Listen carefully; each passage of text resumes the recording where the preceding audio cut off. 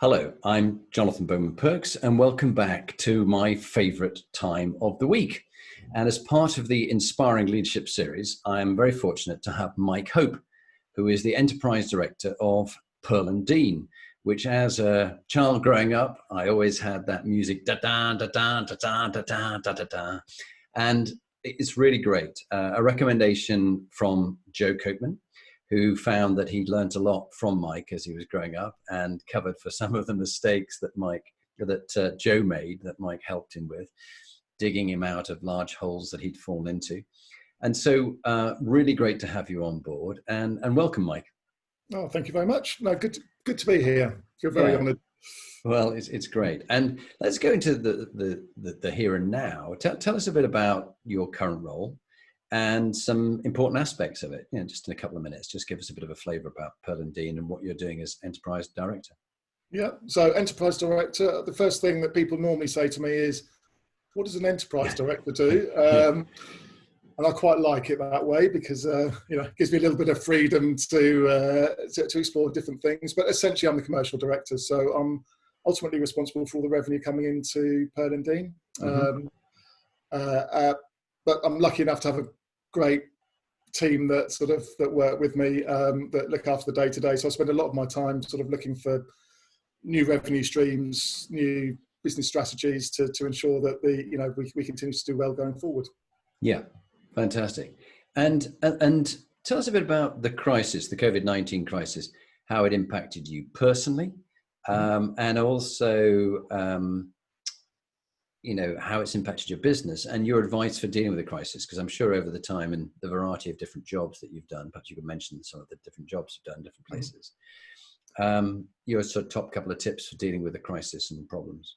Yeah. Well, obviously, when the core part of our business is selling cinema advertising. So when COVID hit and all the cinemas closed, that's obviously not brilliant for our business. And they're sort of slowly recovering now. So we've had a few months where there's literally nothing to sell, which understandably could put the fear of God up into number of the team. So the first thing that we had to do was to sort of batten down the hatches, make sure that everyone was calm, make sure that everyone understood that we had a plan, which we did. We acted quite quickly, so in the early days, to ensure that financially we could sort of ride out the roughest parts of this crisis. And then, once you got the team sort of settled, from my personal point of view, it was a case of focusing on what we could do rather than what we couldn't do. So, as I said, part of what I do is find new revenue streams. So I had to quickly find some new revenue streams over the last couple of months. And a big part for us has been with drive-in cinema. So out of the COVID disaster comes new opportunity. Quite a lot of drive-in cinemas across the country. And I've spent the last 4 months really working predominantly with them and generating revenue and, or at least generating enough revenue to keep the wheels turning at Pearl&Dean. And now that cinemas are slowly starting to open again and we're starting to see light at the end of the tunnel, it's great. We've survived well. Big part is due to the team. I think I've mentioned to you before, I think any sales team can do well when things are good. But when things are really tough and, things don't get much tougher than this really, that's when the true mettle of a team shines through. And I have to say that the team that I work with have been incredible. Yeah. So, and on with the crisis on the personal side, with your children, your two boys are in France, and your father, who's 76, who's had a lifetime of skin cancer. He's and that list of vulnerable people who have to, like our mother-in-law, have to be sheltered at home. Yeah. How are you coping with that, and what did you learn from that, really? Yeah, no, I mean that's been tough. Obviously, I see my kids as much as I can. They live in France, so I've just picked them up last Sunday actually, but that's the first time I've seen them since mid-February. So that's been tough. But obviously, keep in contact with them via Skype and what have you, and everyone understands. It's just a case of accepting the things that you can change, and and recognising the things that you can't really. So anyway, but it does mean that when I picked them up on Sunday, it was fantastic. So, you know, that not having seen them for a while, that made seeing them on Sunday all the better. And maybe from their point of view, maybe appreciate me more than they normally do. Yeah. So that was lovely. Yeah, as you mentioned, my father's been ill and shielding, so that's been frustrating, having him, you know, quite a few miles away and not being able to really get down and see him and help him. So that's been tough. Again, very reliant on Skype and communicating that way. And this, just a few days ago, I went down there and we met at a mutual campsite down in Devon, stayed several metres apart, etc. But at least I could get some face-to-face with him. He got to see the kids, see the grandchildren, which gave him a real morale boost. So, you know, it's tough, and it provides tough times. But as I said, you have to focus on what you can do and how you get around some of those challenges, really. Yeah, to take the most of it. But like I said, generally speaking, personally, I feel very, very fortunate in terms of how things have been over the last sort of 4 months. You know, I'm still working, albeit on severely reduced, I would say reduced hours. It's not reduced hours. The hours are longer. But, you know, I'm working and I'm happy at home. You know, I've got a great wife. And you've been married for a year, I understand. Yeah, almost a year. It was November last year we got married. So it's a good test for the marriage. You're in and you're still together, so that's good. We're still together, yeah. Like I said, she's passed with flying colours. She's been amazing. I'm not sure she'll say the same about me, but sure, yeah. Yeah, no, it's great. It's been good. I feel very lucky. Timing-wise, it's been great. And if you were to pick top 2 tips for dealing with a crisis, you know, this is just another crisis in your life, but you've been through many. What would be your top 2 bits of wisdom about dealing with a crisis? I think the main thing is to, first of all, to stay calm and not panic, and not to have knee-jerk reactions. You know, is actually take a few deep breaths, calm, try and settle the troops. You know, settle the team and make them feel that you're calm and in control. And then really to focus on, as I mentioned, is to focus on the things that you can do rather than the things that you can't. You know, focus on the things that you can have an influence on, and don't spend all your time and energy worrying about the things that you can't influence. No, that's very wise. Think about things I can control. Just checking what my puppy is actually, what puppy is actually eating. I have as I mentioned to you, 11-week-old puppy who's now chewing happily through various things. As long as it's not the wires, then we're okay. If you disappear, I'll know why. Yeah. That's right. Suddenly, comms go. And the whole series is, as it says above my head, Inspiring Leadership. You were telling me about one leader, Ian, who you found inspiring, and what it was about him as a leader, which at first you thought he wasn't a very good leader, but then you realized just how smart he was being, and what a legacy he's left you in the way you are as a leader today. To tell us about Ian. Yeah, so Ian Lewis, Lou as we knew him, he was a grumpy old Welshman. You know, I joined my first ever media job. I joined a company called Zenith Media, along with 5 other grads. And, you know, we all got brought in, and then someone pipes up, we've got 6 grads, have we? We've only got 5 terminals. We didn't have PCs back then, but we did have terminals that could do, you know, a bit of the work for you. And Lou said, don't worry, Mike doesn't need one. You know, so I looked at him, was like, thank you very much. So while all the other grads were busily getting to terms with their sort of terminals and working out how things work, Lou got me to do all of my TV schedules by hand, you know, with a calculator, and work through everything, you know, and then he'd give me sort of other campaigns and mix it up a bit. And, here's a tricky one for you, Mike, see if you can work that one out. It was only later I realised that half of those jobs he got me to do didn't actually exist in the first place. He was just trying to get me to develop. But he did it in a very sort of sombre, grumpy sort of way. And it was only later, I mean, the more I got to work with him, the more I really got to like him. You know, he's a very bright guy. He taught me a lot. But it was later on, as I started going through my career and was negotiating with people the fact that I'd been through everything by hand, I understood how all the numbers linked together. I could do it in my head. So if I was negotiating with people, I was a lot quicker than any of them in terms of coming up with the right numbers. I mean, I remember one time I was negotiating with someone. She sent through a proposal. I looked at it and I said, no, that's not right. That can't be right. If you're asking for that coverage and that frequency, that isn't that. She went, it is, Mike. So I'll tell you now, it's not. She said, it is. I put it in the computer and that's what it said.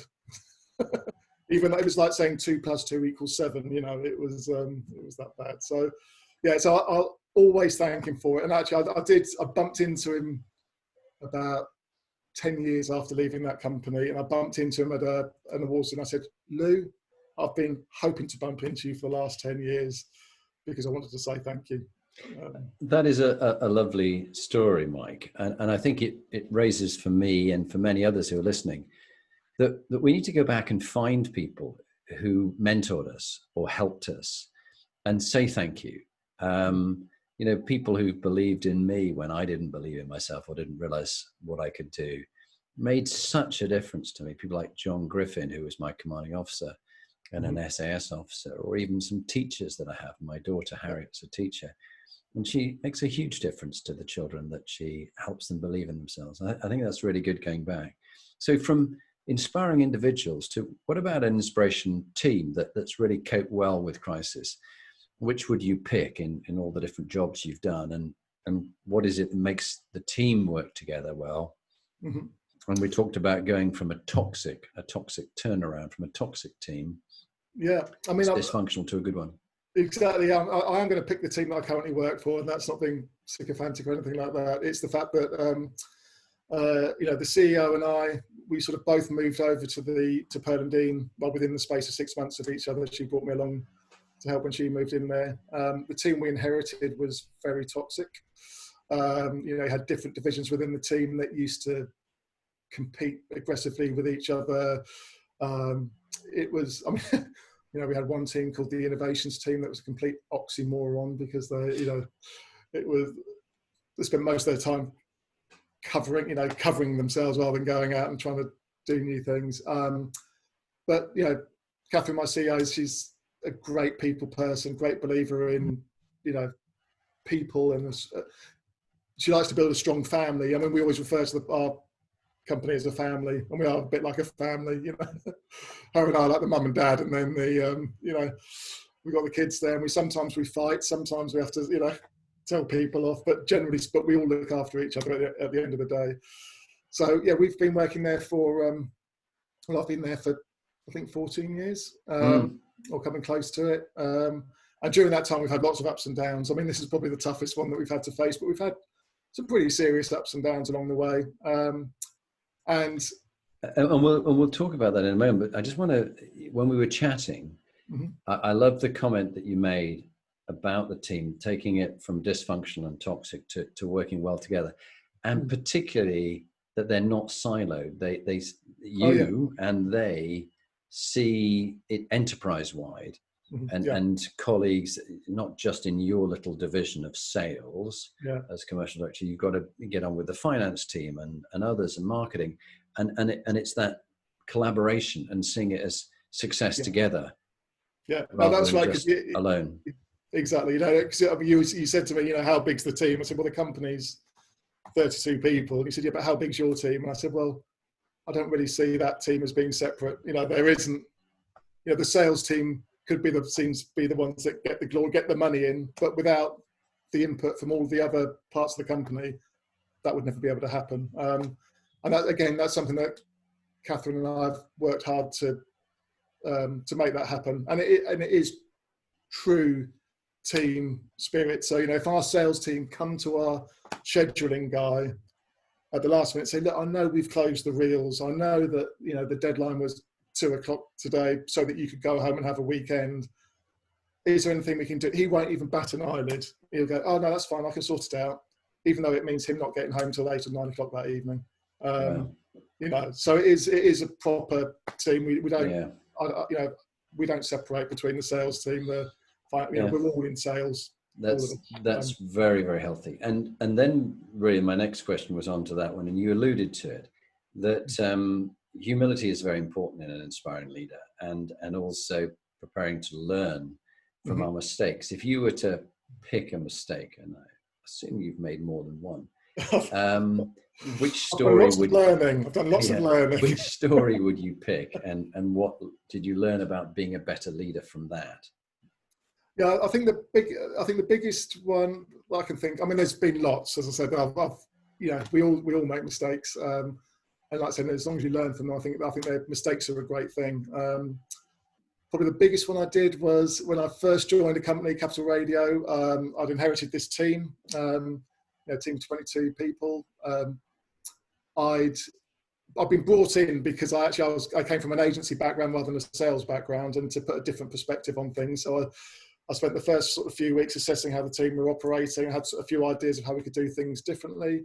I was convinced that if we did things differently, it could have a significant impact on the revenue that we generated. I talked it through with my boss. We sort of worked things out there. So, I spent a few weeks sort of coming up with a new plan, and this happened to coincide with when we were doing the budgets for the next fiscal. But I was quite confident by doing it that we could actually increase our revenue by about 20%, which at the time, the current market rate of inflation was probably 3 or 4%. Mm-hmm. So I was chuffed with myself. I was thinking, oh, brilliant. He's got some great ideas here. This is going to really show the team what a great leader I am. So I got them all together in the sales meeting. I said, and as you know, it's budgets for next year. I've been working with Rob and putting these together. And, the rest of the teams in the business are all aiming for about sort of 4 or 5%. I said, but this is our target for next year, 20%. And rather than sort of seeing that sort of jubilation and them carrying me out on their shoulders, obviously their faces dropped. They just thought, this agency bloke really hasn't got a clue about sales, has he? He hasn't got a clue about our business. What has he done? And obviously to make things work within the sales team, you need a motivated, inspired team to do well. And it took me a good couple of weeks to then backtrack, go through everything with them to explain how we were going to do it, and actually by doing it, how it was going to benefit them and make them and our team look good within the company. But you raise a very good point that, and you're very good with your numbers, and obviously it's something that you did on the paper with Ian Lewis. But time and again, leaders who begin by being transactional rather than relational. And here I've just brought down from the mountain the 10 tablets, and yes. I've solved it. And they'll go, I haven't been involved in this. This is rubbish. I can't commit. So you've learned about buy-in and the hearts and minds, and understanding what drives and motivates them. Someone called it YFM and whammy. What's in it for me, and what's against my interests? And you write at the piece of paper at the top, increasing sales, and you put all the names of everybody down and the columns, what's in it for me and what's against my interests. And you put yourself in their skin, and you think, if I was them, what would be in it for them? Yeah. What's against their interests? Wow, God, this is for them, not good at all. How do I see it from their point of view? How can there be more in it for them? So that's a really good one. Okay. And then learning from mistakes onto darkest moments of your work or your personal life, and what you learned from it. Which would you pick for that? Yeah, well, I said to you, I'll be very honest, and by far the darkest time of my life was when I got separated from my partner at the time and separated from my kids. And that was a very, very dark time for me at the time. Wasn't happy with the fairness of everything.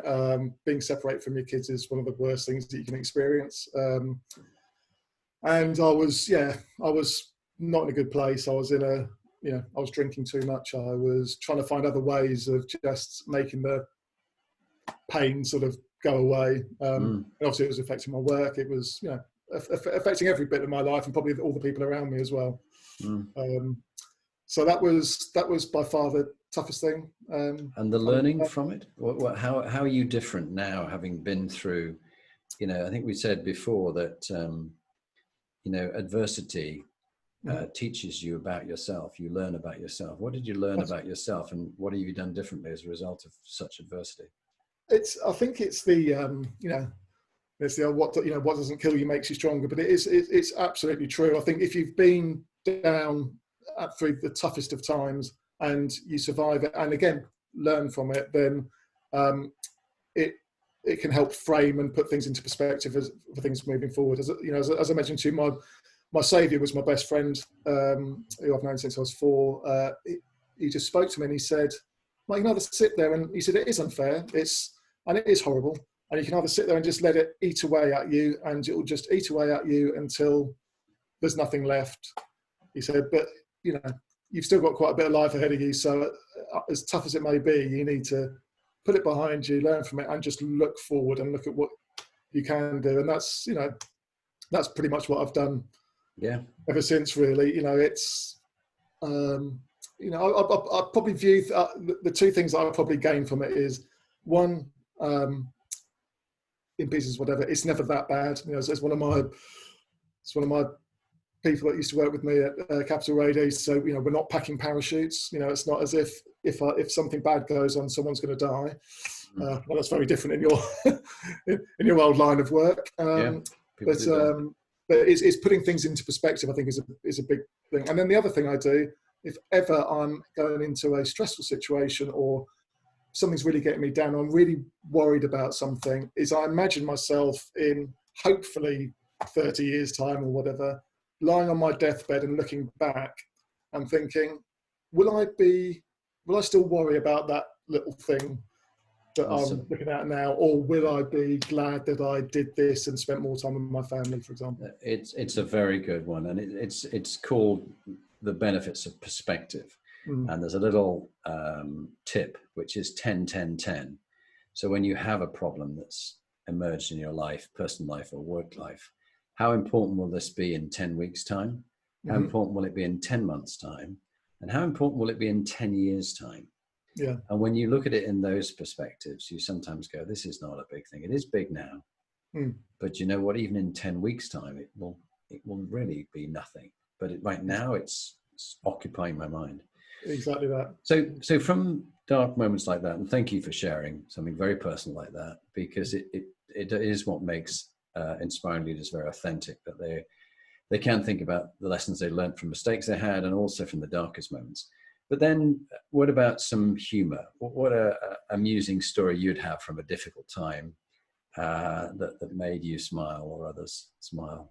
I mean, there's lots. I mean, I do often say that, my time at Pearl & Dean, when I do move on from Pearl & Dean and retire, I am going to use it to write a sitcom, I think, because there are so many funny moments through the time. And I was trying to think of one that would be particularly funny, or the trouble with a lot of it is you have to be there to really appreciate it. But one of the things that is, I suppose, amusing situations that has stuck with us, and particularly with my colleagues in senior management, because it's turned into a phrase that we use now. So I was having some big issues with a contract that we're working on, some of the stakeholders, and one of the stakeholders was being exceptionally aggressive, exceptionally unreasonable, basically throwing his weight around. I think he must have been bullied at school. But because he was essentially a client, it can be a difficult thing to manage. And also, again, knowing myself, I'm a very calm person, but if I flip, I then, I can probably say things that I might later regret. Maybe not 10 weeks later or 10 years later, but probably 10 minutes later might regret. So when all this was going on, I thought, right, I need to just take a few deep breaths. And I wrote him this most lovely email response. So he was there raging at me and getting very angry. And I said, "Dear so-and-so, thank you so much for your constructive email. I'd like, some of the points you raised there could be, and I just turned it into that and pretended that he was all sweetness and light. And then I just signed it off, warmest regards, Mike. I just showed it to my colleague, my counterpart, and said, "There you go, mate." I said, "Have a read of that." He read it. He laughed, and then he said, "I've taken that lesson from your book." So every time we have a difficult situation, he'll say, "Oh, I've had to do a few warmest regards recently." So yeah, that's one example. As I said, there's lots. Yeah, I mean, you have to have humour, I think, to carry through sometimes. You do. You and I talked about Roger Steer, a professor at Cass Business School, a friend of mine. He talks about the 3 hums: humanity, humility, and humour. Proudest moment of your career and your life? What would be that? What would you choose? I've been lucky enough to do some great thing. I'll say if I go right back to my early life, probably. Yeah, just tell us of some of the different jobs you've done until Pearl and Dean. So what did I do?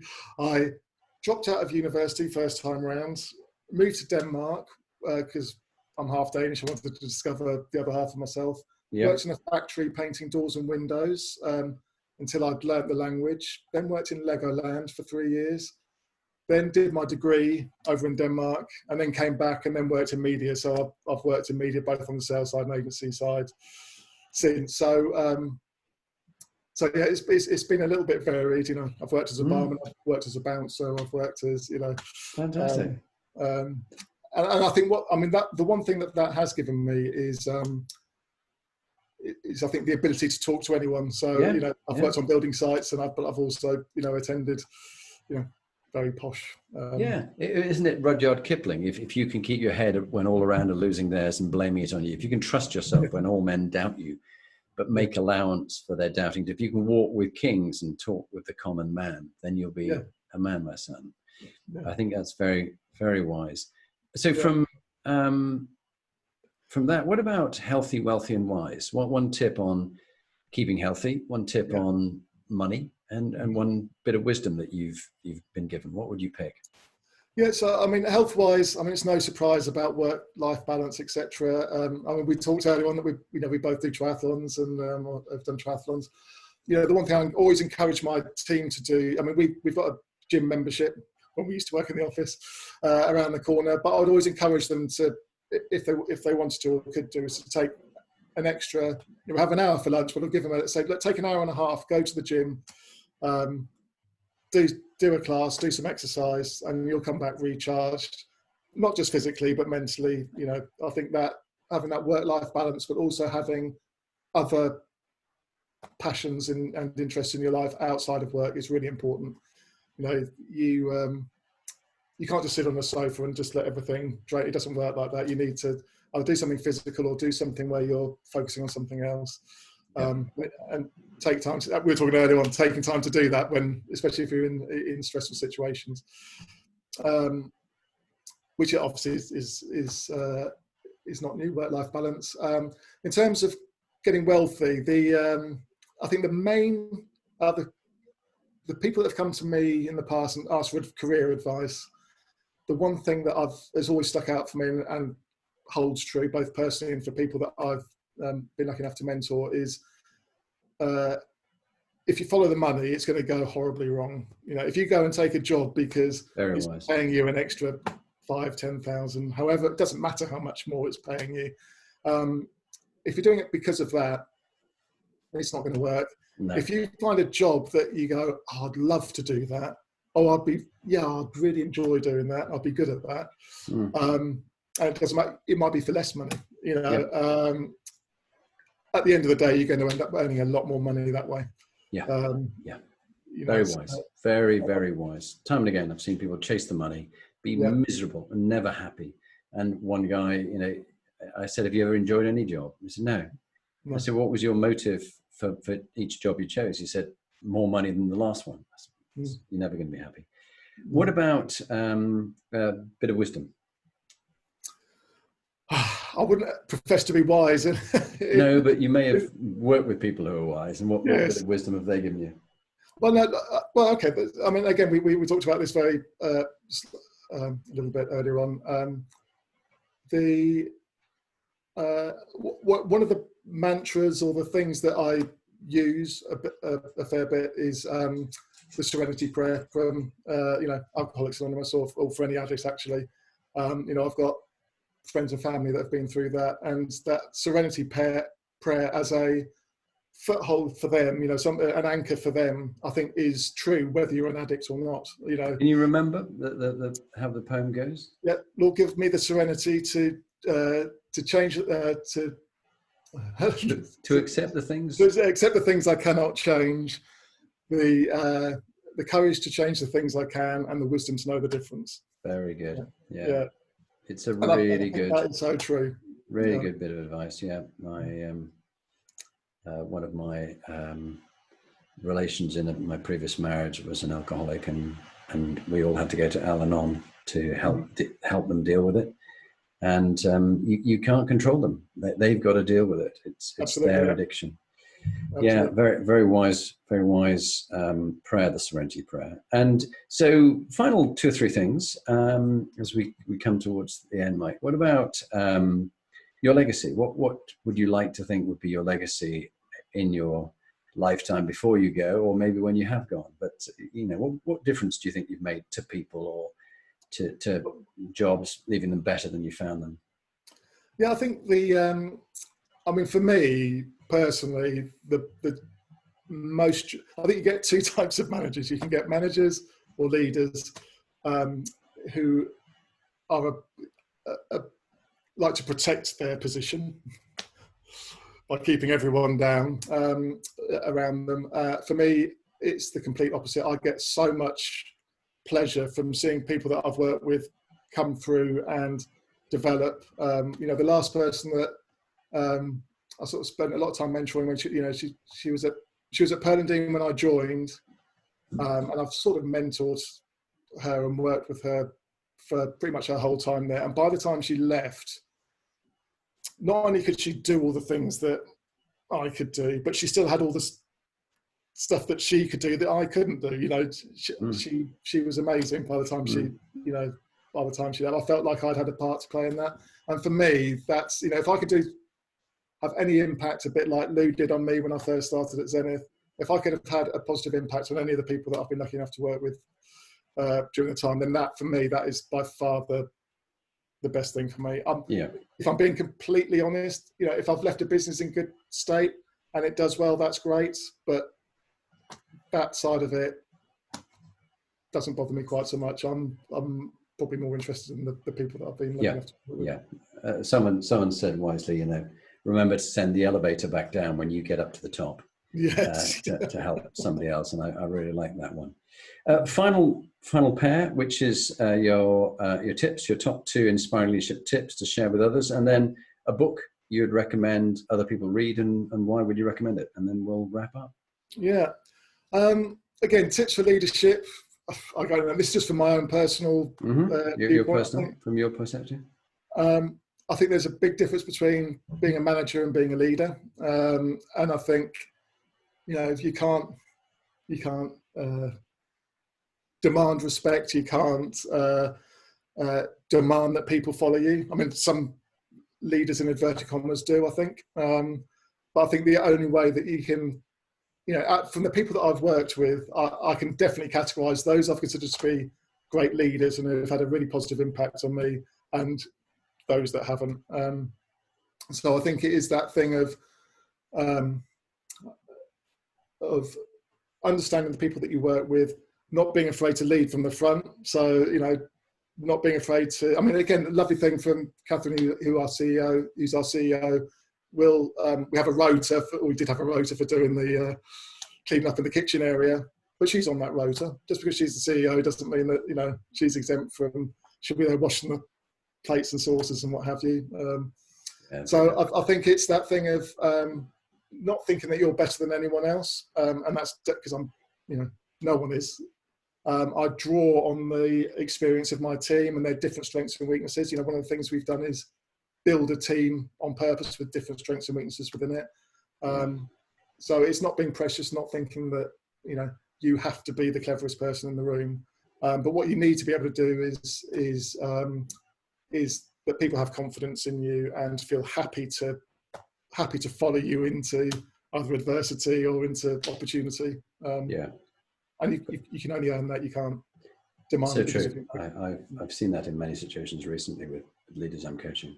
Mm. And the book, which book would you recommend? Doesn't have to be a leadership book, a book on any topic, and why should people read it? Yeah, no, I thought about this. I've never, I've never been one for reading books on how to do management and things like that.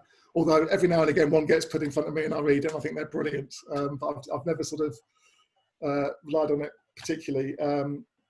But one book that has had quite an impact on me over recent years in terms of the way I look at things is Sapiens. I don't know if you've... Yeah, I have read Sapiens, yeah. Yeah. And to me, that was quite... Noah Harari, I think it is. Yes, I'm glad you tried to pronounce that. Harari, but yeah, Sapiens, very good. Yeah. And why was it worth people reading from your perspective? For me, again, it's that sort of putting things into perspective, and that's essentially what he does. It's that thing of we're only on this planet for a very, very short length of time, and in the grander scheme of things, it's an even shorter length of time. And it is, again, make the most of it. Don't spend that very limited time you've got down here worrying about going down wrong paths. Just make sure you enjoy it and do good things. Yeah. Mike, thank you. It's Mike Hope. It's been really great having you on the series, and thank you. Good luck in Pearl and Dean and all that's going on. And let's stay in touch. But thank you very much. I know people will value the insights that you've shared. Well, thank you very much, Jonathan. It's been good fun.